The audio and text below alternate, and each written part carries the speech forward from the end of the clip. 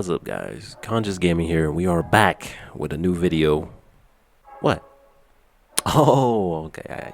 You guys are probably wondering, like, oh my god, where's he been? It's been like 3 years he hasn't uploaded. What's going on? calm down, all right? I can explain. You see, I had, let me just, That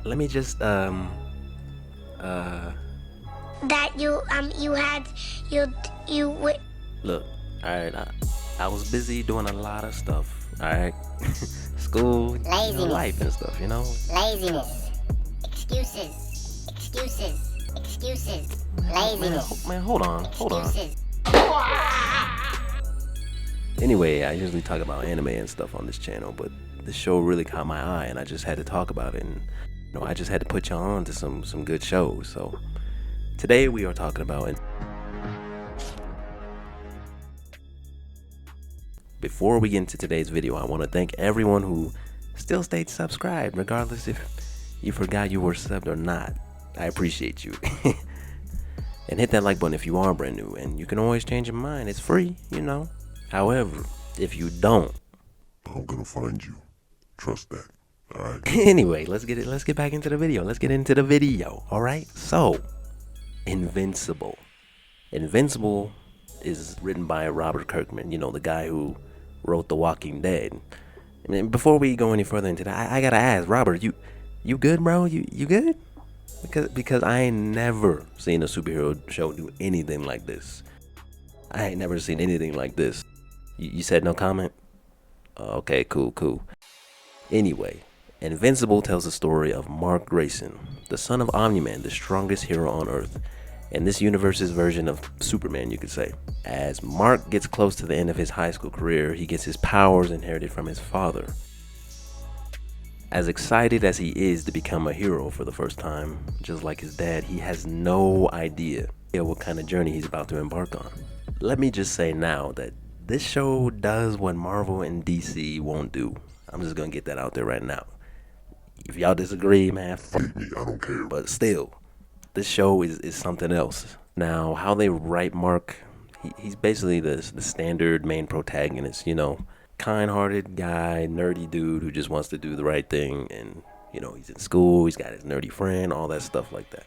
But over the course of the show and his experiences of training to be a hero, being taught by his dad, it's not so easy, even if he is a superpowered being from outer space. I really like how they don't give him too much plot armor, and as the main character, he doesn't just become an overpowered, super experienced than that being a hero, you know, just like Deku or like Saitama or something like that. He's not the type of hero who can just easily get through any situation, despite being an half alien from, you know, outer space. Now, despite his name being Invincible, there's a lot of villains in the show that can give him a run for his money and put them hands on him for sure. A bit of a spoiler, but you know, he's very inexperienced, and it's showcased when he goes into his first serious battle against some invaders, and he's trying to save this woman, and he doesn't know his own strength, and he's trying to fly her to safety, but ends up mangling her body in the process. And I'm just like, hey yo, what the fuck? the story follows Mark basically trying to find balance in his life, trying to fill his father's shoes as the top hero on the planet, while maintaining relationships with his friends, girlfriends, and trying to keep his job and staying at school. It's just pretty chaotic. But it's a Robert Kirkman show, so you already know it gets very violent, and that's putting it lightly. Mark is the main character, but his dad, Omni-Man, voiced by the legendary J.K. Simmons, is my favorite part of this show. Don't get me wrong, Stephen Yeun, you know, Glenn from The Walking Dead, he definitely makes the character of Invincible amazing. In fact, the whole voice actor cast is legendary. We got Sandra Oh, Seth Rogen, even John Hamm. There's just so many people on this show that it just makes it so good.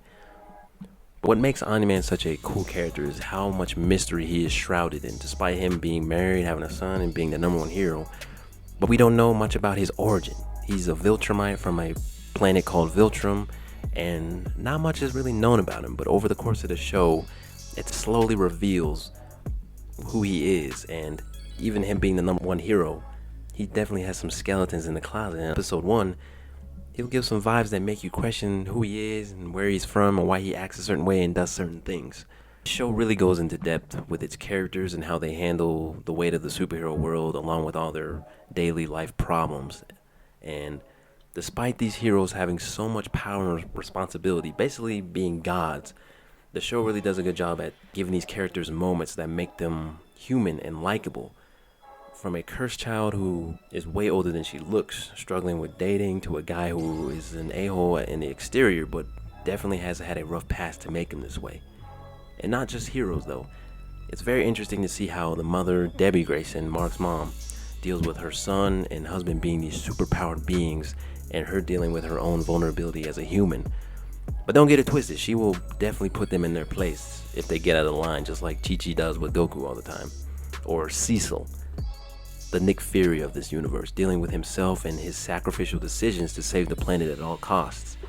In terms of animation, this show does a really good job with the fighting, fluidity, and the fights in the show are a lot more meaningful when it's just like one-on-one rather than, a whole team of superheroes trying to fight off an army or take down a villain. In that case, it's a lot more chaotic. The villains introduced in the show are really fun. My favorite villains in the show are the Mauler twins, aka the Blue Vin Diesels, whatever, Blue Thanos, whatever you want to call them. But their interaction with each other and how they handle certain situations, it's very interesting. They're like my favorite villains in this show. Although there's some other really cool villains too that people may like as well. But Mauler twins by far are my favorite. Back to the fights and animation of the show, there's a bit of CGI here and there that may or may not bother some people. It doesn't really bother me that much because I'm just so invested in the story of the show. I don't really care about stuff like that. But keep in mind, there's going to be some 3D, some reused animation with people, with the civilians and stuff. I guarantee you will be hooked on it. Snapchat. I guarantee you will be hooked by the first episode. If not the second episode, like every single episode it's so good. It just gets more and more intense. And it starts off as this cliche hero show that will have you thinking like, am I watching Justice League? Like what is this, bro? I'm not. But by the end of the first episode, shit hits the fan and your jaw will hit the ground. Like, bro, what did that really just happen? What just happened? What? Huh? Oh, I gotta see what's going on with the next episode. But after episode 1, it's a ticking time bomb. There's all these new plot lines being introduced. There's insane fights, heartwarming moments, great comedy relief. It has it all. You will be stressed watching this show, but you'll be like, bro, I need more of this. I gotta have more. Like, this is crazy. This show was such a banger. It got renewed for 2 more seasons, and it's probably gonna get more since the comic has like 144 issues, I believe. The first season of the show only scratches the surface of how big the universe of Invincible is. But it has diversity of characters from like demon detectives to aliens, robots. It's crazy. It only leaves you with so many questions and wanting to know more and the lore behind these characters and how they've come to be who they are. So yeah, I don't want to spoil too much. This was kind of a quick video, but should you watch Invincible? Yes, 100%. If you like good story and you're messed up like me and you like violence, this show is for you, okay? This show is definitely not a hero show for kids, bro. Like, this show it gets bloody, it gets gory, it's I don't want to spoil because I want you guys to go into this show blind, but I guess I did kind of spoil a little bit. That's only a tiny bit of what you're gonna experience watching this show. I guarantee it. Trust me, bro. This show is crazy. Robert Kirkman did a good job. The voice acting cast is good.